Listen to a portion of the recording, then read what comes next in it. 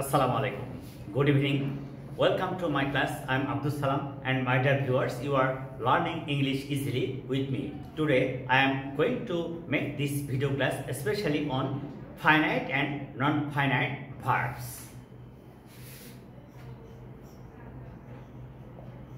Finite and non-finite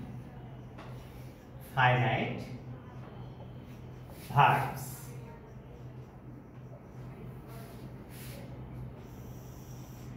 আমি প্রথমে যে বিষয়টা নিয়ে আলোচনা করব তা ফাইনাইট ভার্ব কি।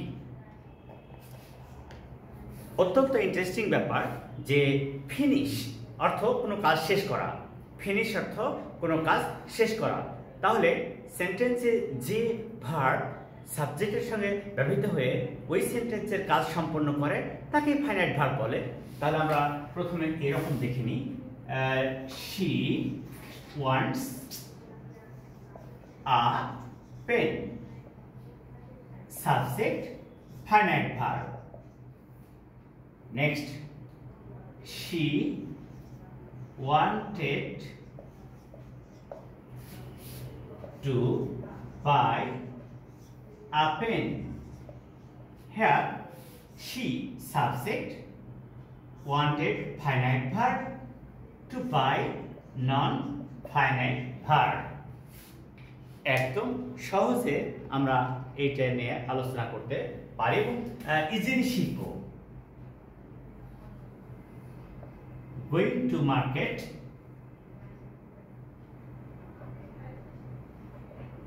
Going to market. She wanted to buy a pen. Going to market, she wanted to buy a pen. আমরা এই যে তিনটা সেন্টেন্স ব্যবহার করেছি সহজে বুঝতে পারবো যে ফাইনাইট ভার্ব হচ্ছে সেই ভার্ব যা সেন্টেন্সের সাবজেক্টের সঙ্গে ব্যবহৃত হয়ে ওই সেন্টেন্সের সাবজেক্ট এবং সাবজেক্টের নাম বা পারসন এবং সেন্টেন্সের টেন্স অনুযায়ী চেঞ্জ হতে পারে। যেমন she wants, এটা প্রেজেন্ট ইনডিফিনিট টেন্স, কারণ তোমরা জানো যে প্রেজেন্ট ইনডিফিনিট টেন্সে সাবজেক্টের পরে ভার্বের বেস ফর্ম হয়, সাবজেক্টের পরে ভার্বের বেস ফর্ম হয়। আর সাবজেক্ট যদি third person singular number present tense হয় তাহলে ভার্বের সাথে এস বা ইএস যুক্ত হয়।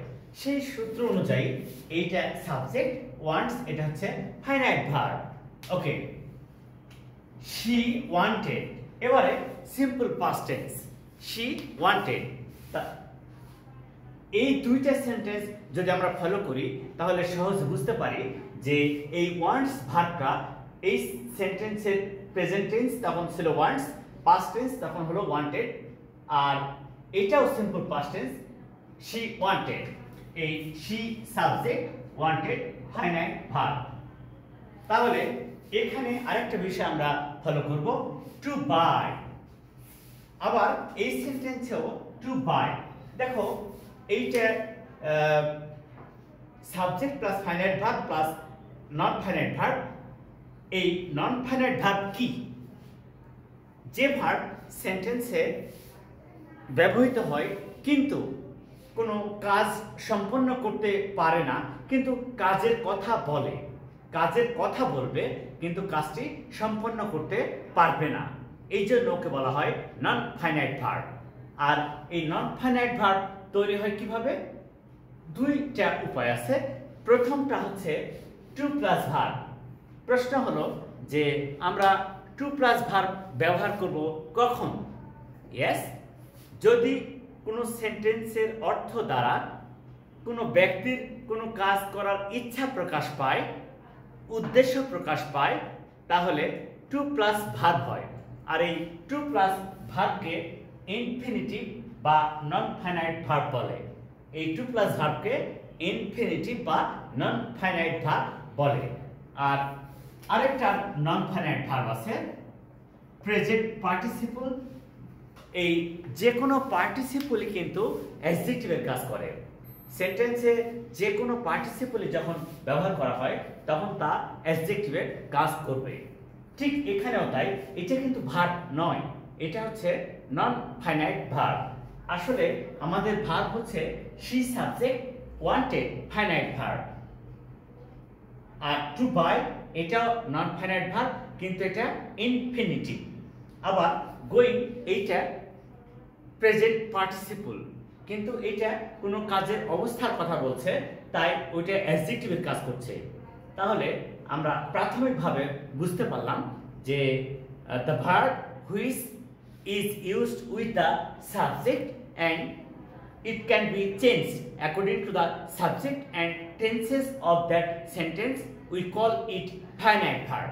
And the verb which cannot be changed with any tenses or according to the subject of that sentence, we call it non-finite verb. And we have two kinds of non-finite verbs, that is present participle and infinitive. ভার্বের base ফর্মের পূর্বে two বসালে এই two plus ভার্বকে বলা হয় infinitive বা non finite verb. ঠিক এখানেও তাই। আমরা আবার যদি এই বিষয়টাকে উদাহরণ হিসেবে ব্যবহার করি তাহলে আরো সহজ হবে যে কতটুকু আমরা এটা বুঝতে পারলাম যে এই ফাইনাইট এবং নন ফাইনাইট ভার্বগুলো আরো স্পষ্ট করে আমরা বুঝতে চাই। যেমন দেখেন আপনি, he brings a pen to write with it. He brings a pen to write with it. He subject, brings এটা finite verb, a pen এটা হচ্ছে object, to write non finite verb. তাহলে আমরা এখানে সহজে বুঝতে পারলাম যে কিভাবে যে একটা সেন্টেন্সটা কিভাবে ফাইনাইট এবং নন ফাইনাইট ভার্ব তৈরি করা যায় অত্যন্ত সহজে। যেমন এখানে টু রাইট হলো, আবার ব্রিংস এইটা প্রেজেন্ট পার্টিসিপল হলো। ঠিক এখানে আরেকটা উদাহরণ দেওয়া যায়, he brought a pen to write with it. দেখো এখানে he third person singular number, ভার্বের সাথে এস যোগ হলো এবং এটা প্রেজেন্ট টেন্স, সেটা তোমরা বুঝতে পারছো। কিন্তু এই ক্ষেত্রে একটু চেঞ্জ, হি সাবজেক্ট এটা past form of verb, but not finite verb,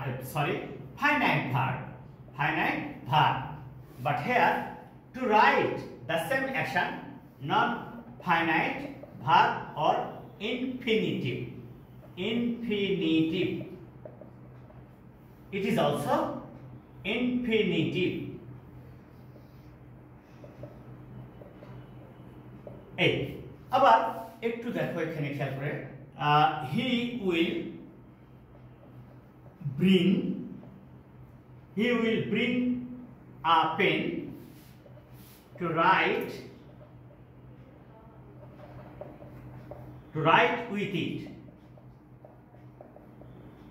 তাহলে এখানে আমরা যে বিষয়টা দেখব যে এই যে ব্রিংস, ব্রট, ব্রিং ভার্বের তিনটা ফর্ম হলো এবং সেটা টেন্স অনুযায়ী চেঞ্জ হলো। সাবজেক্ট এবং টেন্স অনুযায়ী এই ভার্বের ফর্ম ব্যবহার হতে পারছে। তাহলে আমাদের ওই সূত্রে আবার চলে যাব, যে সমস্ত ভার্বস সেন্টেন্সে সাবজেক্টের সাথে ব্যবহৃত হয়ে ওই সেন্টেন্সের সাবজেক্টের নাম্বার পার্সন ও টেন্স অনুযায়ী চেঞ্জ হতে পারে তাদেরকে ফাইনাইট ভার্ব বলবো। কারণ ফিনিশ থেকে এসেছে finite, finish means completes, that is done, so that is finite verb. আর নন ফাইনাইট ভার্বটা হচ্ছে কাজের কথা বলবে কিন্তু কাজ করতে পারবে না, কাজের কথা বলবে কিন্তু কাজ করতে পারবে না, তাই তাকে আমরা বলবো নন ফাইনাইট ভার্ব। আর সেই সূত্র অনুযায়ী এই যে টু রাইট, এইটা নন ফাইনাইট ভার্ব বা ইনফিনিটিভ। ইনফিনিটিভ। তাহলে আমরা টাইটেল বলছি finite and non finite verbs. সেই সূত্র অনুযায়ী যে সাবজেক্ট কাজ করে, তারপর ভার্ব ফাইনাইট ভার্ব কাজ করে, এবং ফাইনাইট ভার্বসটা কি, ওই ভার্ব ফাইনাইট ভার্ব বলবো যা ওই সেন্টেন্সের সাবজেক্ট এর নাম্বার, পারসন ও টেন্স অনুযায়ী পরিবর্তন হতে পারে। আর যে পারে না, present tense, past tense, future tense, কোনো অবস্থাতেই সে চেঞ্জ হতে পারলো না, এই জন্য ওকে বলা হবে নন ফাইনাইট ভার্ব, অর্থাৎ ফিনিশ করতে সে পারে না।